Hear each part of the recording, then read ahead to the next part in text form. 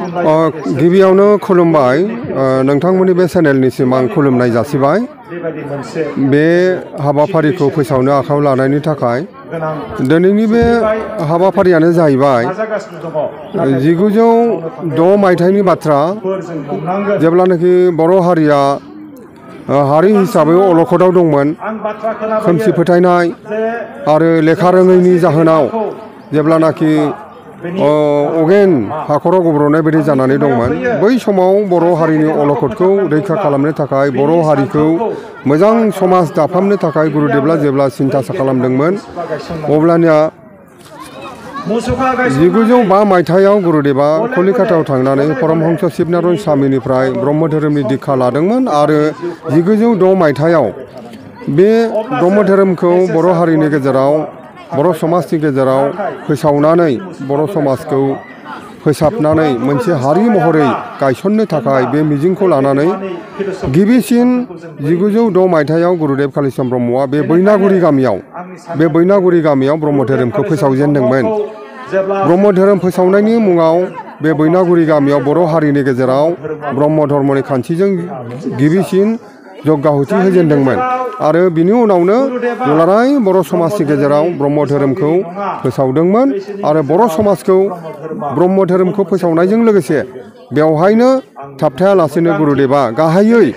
जिहेतु गुरुदेबनि थांखिया ब्रह्म धोरोम फोसावनायल' नङामोन गुरुदेबनि गाहाय थांखिया जाहैबाय बर' हारि बर' समाजखौ मोनसे हारि गेरेमसा हारि आरो गोग्गो समाज दाफामनायानो गुरुदेबनि थांखिमोन आरो बे मिजिंखौ लानानैनो गुरुदेबआ बे धोरोमखौ फोसावनायजों लोगोसे जोंनि बर' हारिनि रांखान्थि राजखान्थि समाजखान्थि सोलोंथाइयाव बिथाङा मोनसे जावरिखांनाय लाबोदोंमोन आरो गोग्लैसोनानै थानाय लेखा रोङै खोमसि फोथायग्रा रांखान्थियाव गोग्लैसोनानै थानाय बर' समाजखौ बर' हारिखौ गुरुदेबआ मोनसे आलरननि गेजेरजों जांख्रिथायनि गेजेरजों गुरुदेबआ बे हाबाफारिखौ मावनायनि गेजेरजों दानि अबस्थायाव जे बर' हारिया जे अबस्थायाव दं बर' हारिनि बर्तमाननि जे अबस्था बे अबस्थानि गुदियावनो गुरुदेब कालिचरण ब्रह्मनि आगान दङ होननानै सानो। दा बे बैनागुरि गामियावनो गिबिसिन ब्रह्म धोरोमखौ फोसावजेनदोंमोन 1906 मायथाइयाव नाथाय बे बैनागुरि गामिखौ जोंनि मानसिफ्रा गोबाङानो बे जारिमिनखौ हयथ' मिथिया आरो मिथिब्लाबो सोरबा बावलांबाय बिनिखायनो परबतजरा जिल्ला आरो क'क्राझार जिल्ला ब्रह्म धोरोम मोननै आफादा जथाय जानानै दिनै बे गुरुदेबनि गिबि आगान बर' समाज फोसाबनायनि बर' हारि दाफामनायनि गिबिसिन आगान बैनागुरि गामिखौ बेवहाय बे जारिमिनारि थावनियाव बे हाबाफारिखौ लादों माघी पुर्निमाखौ नोजोर होनानै माघी पुर्निमानि मुङाव मुलुग गोजोननि थाखाय जग्गाहुथि होनायनि गेजेरजों मोनसे गेवलां मेल लादों आरो बे गेवलां मेलाव गोबां गेदेमा आलासि बिथांमोना बाहागो लाफैदों। जोंनि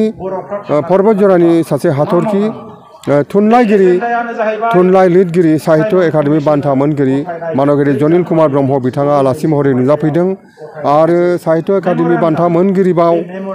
गुरुदेबनि जिउ खौरां बिजाब लिरगिरि गुरुदेब कालिचरण ब्रह्म ट्रास्टनि आफादगिरि गसाइगाव BEd कलेजनि प्रिन्सिपाल मानगिरि डक्टर अजित बर' बिथाङाबो आलासि महरै नुजाफैदों। बेजों लोगोसे दुलाराय बर' समाज आफादनि मानगोनां आफादगिरि मुस्रि बेनुधर बसुमतारी सार बिथाङाबो मेल बेखेवगिरि आलासि महरै बिथाङाबो नुजाफैदों।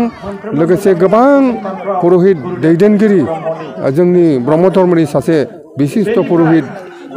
गौरीकान्त ब्रह्म बिथाङाबो रायजो राजाफोरनि गेजेराव शास्त्रनि धोरोमनि बाथ्राखौ समाजनि बाथ्राखौ बुंफोरनो थाखाय नुजाफैदों। जोंनि क'क्राझार आरो परबतजरा जिल्लानि समाज सिबियारि गोबां धोरोम दैदेनगिरि बिथांमोनहा नुजाफैदों। दिनैनि बे गेवलां मेला जारिमिनारि थावनि बे बैनागुरियाव जानाय बे गेवलां मेला मोजाङै मोजां जाफुंगोन होननानै आं मिजिंथिदों आरो नोंथांमोननिसिम रोजा रोजा साबायखर होनाय जाबाय।